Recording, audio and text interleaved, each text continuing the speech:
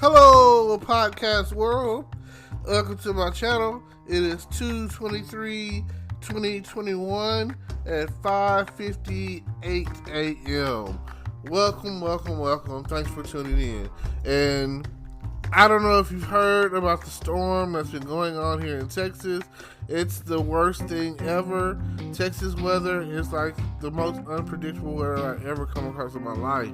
I don't know if you know, but now you know. Okay, I'm here to talk about how many days without water can you survive. I don't understand. It's going on a week right now, and the whole city, I can't say the whole city because my mom has water. The apartment complex that I live in has gone a whole week without water. I'm just now making it back home. I got the call while I was away in Alabama at my friend's house, and I got the call saying that the pipes had busted and the water was flooding into the downstairs neighbor's apartment. So apparently the fire department came and shut down the water, and that's pretty much what it's been. Now, I get here Sunday evening around 7 p.m. and lo and behold, there's no water. And by the time I make it here, all the snow is gone. So, fortunately enough, I missed that. I didn't have to deal with that, the no snow factor.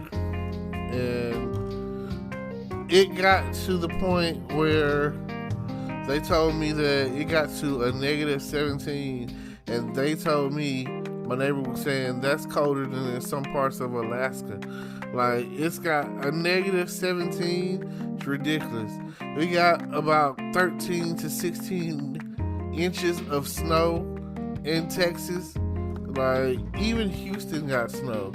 So, I'm telling you, you just don't know what's going to happen. It's like they have it out for us. Now, I am 100% convinced that the government has some kind of weatherization machine, like the movie Geostorm, and they control the weather. They target certain places or whatever. And I'm 100, like, there's no doubt in my mind that that's not the case. That's why one of the most powerful mutants is Storm, because she controls the weather. That's just like back in the day, they say the Indians did a rain dance when they wanted to rain. They also say, and this is back on and this is something that I think is proven. It's called, what is it called? Salting the clouds or seeding the clouds or whatever to make it rain. If you know that you could do that to that capacity, you have to believe that they're able to control the weather. Like, they've been doing it for years. As long as we've been able to, I'm gonna say, fly successfully and go into space successfully. I feel like the conspiracy starts somewhere in the 60s, which is probably also around the same time frame as a lot of conspiracies going on in the 50s and 60s, like Area 51. You believe me or you don't. And you're probably out there thinking like, oh my God, he's crazy. I don't believe it. But just think about it. If you really want to control the world, control the world's water supply. And how do you control the world's water supply? Control the world's weather. Somewhere out there off of the Gulf, there's a platform, like an oil rig kind of thing, and they control the weather. And like, a normal person, how often have you just gone into the sea? Even when you go down to the ports of Houston and you see all of those storage units or whatever, and they're getting in and putting them on ships and everything, you don't know what's in that, you know? No one does. They don't really open them up. And I feel like that's a conspiracy that, you know, no one's going to talk about it. No one, but I will. I'm putting it out there. I feel like that the government controls the weather, and it just sucks. I mean, I grew up in the country where we didn't have water. We didn't have running water. We caught rain in buckets inside of the house, and there's very few who know what that's like. I mean, I have friends and family who know what that's like, but this new generation, these millennials, they're spoiled. I don't know how they're gonna make it. It's like everything is horribly going horrible. But at least in the meantime, you know, people are out there having fun in the snow, throwing snowballs, having snowball fights, and they were also building snowmen. You know, you want to build a snowman? It doesn't have to be a snowman. You know what I'm saying? So just think about it. I mean, I will forever think when it comes to snow, after Frozen, do you want to build a snowman is the go-to thing. I mean, it used to be Winter Wonderland and a bunch of other crazy talk, but Frosty the Snowman probably is way more popular than Jack Frost. So just think about it, you know. And then that is like a nice little melody. Do you want to build a snowman? I mean, it's just something to consider. But also, being that they control the weather, I think about Groundhog's Day. Groundhog's Day was like, oh yeah, it's gonna be cold. You know what I'm saying? Like, we gonna get, what is it? Supposed to be up to about 6 weeks of cold weather, you know, periodically or whatever. So,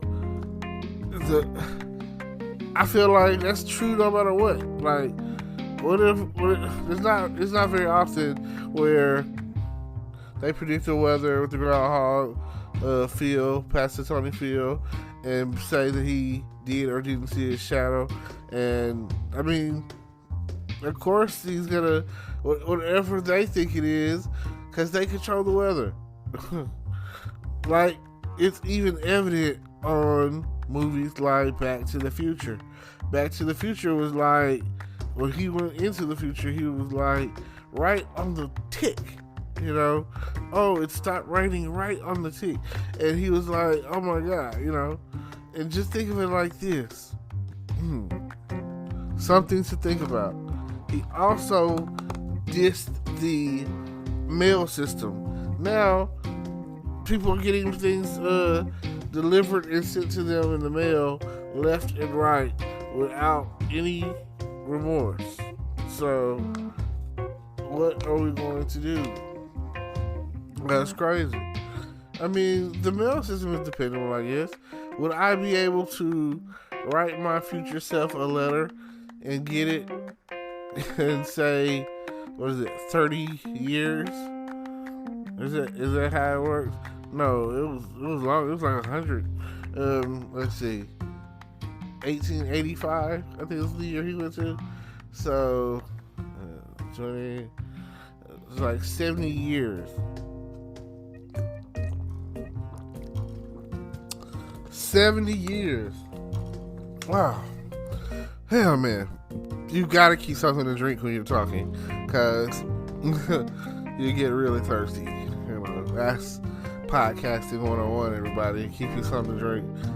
Sorry if you hear the gluck gluck sound, but our friends always say when it comes to drinking water, we gotta drink Priya water. That's where it's at. I got a friend, he sells water, and hey, he's got that Priya water. Check it out, look it up, or distributed by Walmart. So if you're interested in getting yourself some Priya water, you can definitely go to Walmart.com and look it out. Look it up, you know.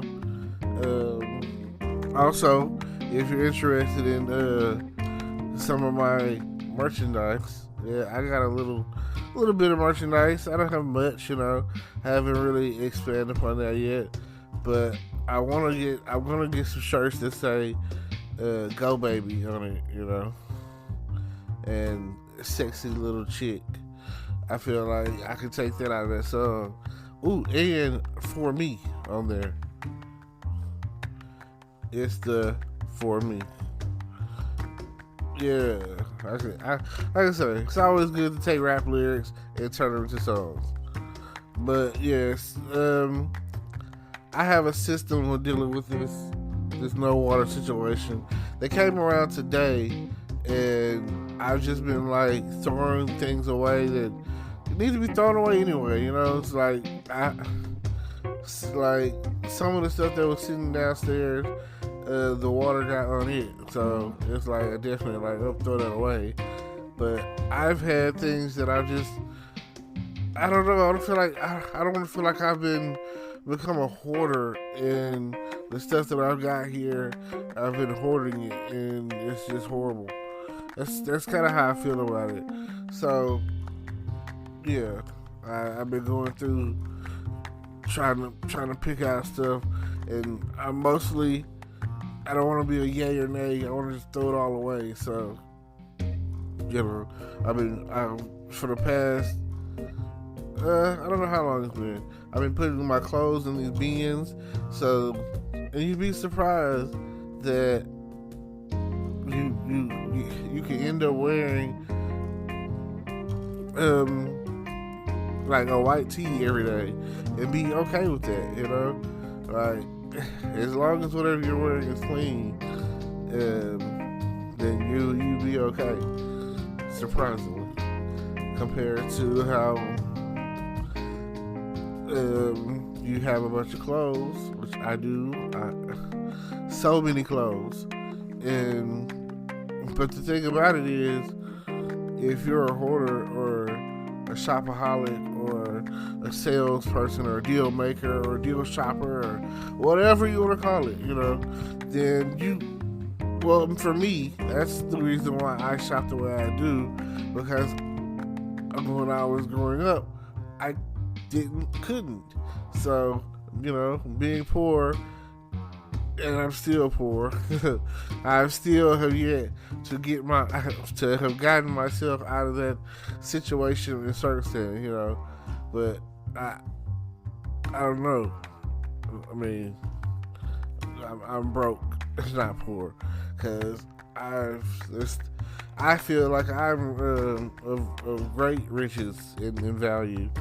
So, but anyway, a different outfit every day, or at least a different shirt every day. You don't want ever.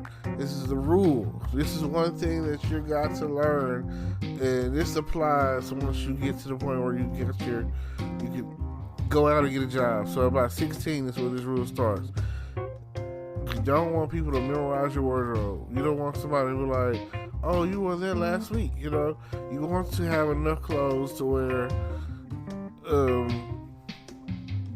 I would say, even if you're really poor and you shop at a thrift, or however, you know what I'm saying, just the overall goal, the way the system will work is never let them memorize your wardrobe.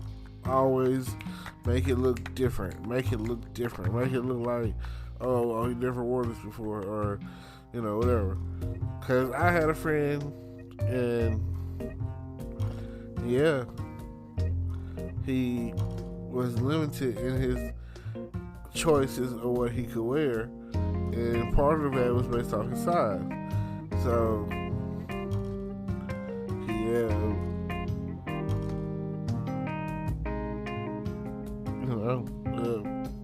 so like I said, the goal is to wear something different. It's like you don't want to go around, let's say a female friend or whatever, and you wear this shirt one day, and then you turn around and wear it the next time you go see her. You wear something different, If you wear the red shirt last time, you want to wear the blue shirt this time, Like, you don't want them to memorize your wardrobe. Now, the other thing about the side effects of this no water is I have a system with mine. I've just been peeing in the tub and going, aiming for the drain, and I have pretty good aim. So now,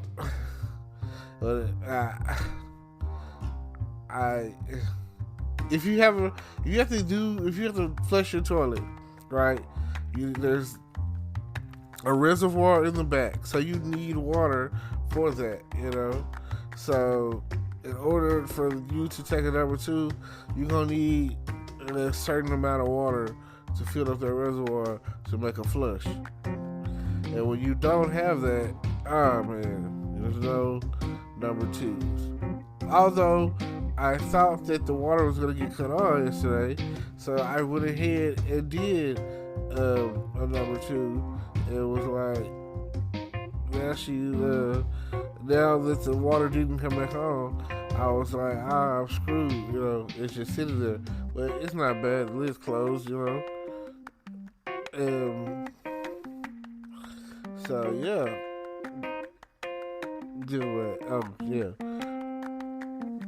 So those are, I have a lot of bottled water, so the drinking water side of things is not a big deal. And I just, anybody that knows me knows that I like to take a few showers a day. And I just like, being clean and relaxed and, all of that good stuff. So definitely check me out. And, like, comment, subscribe. And I will definitely see you at the top. You never know. You could be the one without water too, after the government comes looking for you.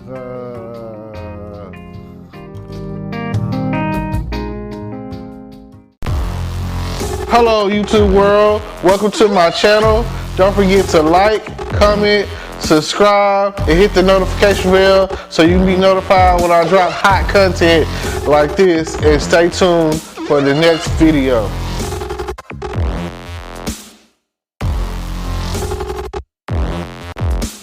Today is your lucky day. Today is the day that our $3 website works for you, paying you directly to your PayPal daily. Imagine $3 ongoing continuous payments to your PayPal account. Imagine falling asleep and waking up to $300 in your PayPal account. How would this make you feel? How could this help you? What bills could you pay? What kind of fun could you have? What does that retirement look like now? All for a one-time payment of $3. This website is DFY done for you, fully built and completely hosted, and never stops collecting payments for you. You have spent $3 on coffee on a regular, but that coffee won't help you create multiple streams of income. Click the link below.